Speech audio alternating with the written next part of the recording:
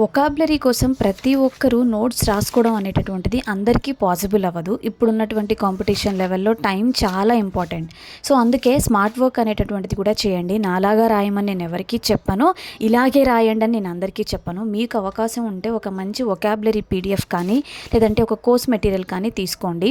Otherwise Telegram ఛానల్స్‌లో కానీ, educational వెబ్‌సైట్స్‌లో కానీ టీచర్స్ ఇచ్చేటటువంటి వీక్లీ, డైలీ, మంత్లీ పీడిఎఫ్‌ని మీరు యూజ్ చేసుకోవచ్చు. ఎప్పుడు మీకు మీరు ఓన్‌గా నోట్స్ ప్రిపరేషన్ చేసుకునే టైం లేదు అన్నప్పుడు అప్ టు యూ అండి. ఎందుకంటే నోట్స్ ప్రిపరేషన్ అనేటటువంటిది మీ ఇష్టం. మీకు టైం ఉండింది, రాసుకుంటే గుర్తుంటుంది అన్నప్పుడు అది మీ ఇష్టం. కానీ ఒక విషయం గుర్తుపెట్టుకోండి, పీడిఎఫ్ డౌన్లోడ్ చేసుకోవడం మాత్రమే కాదు, అందులో తెలియని వర్డ్స్ ఏవేవైతే ఉంటాయో వాటిని రివిజన్ చేయాలి. సో, రీసోర్సెస్ ఎక్కువగా ఉండడం కంటే మీరు రెగ్యులర్గా రివిజన్ చేయడం అనేది ఇంపార్టెంట్. వొకాబులరీ ఇంప్రూవ్ అవ్వాలంటే కొత్త వర్డ్స్ నేర్చుకోవడం మాత్రమే కాదు, వాటిని మళ్ళీ చూడడం చాలా ఇంపార్టెంట్. సో, స్టడీ హార్డ్ చేయడం కాదు. సో, మీరు స్టడీని స్మార్ట్‌గా చేయండి.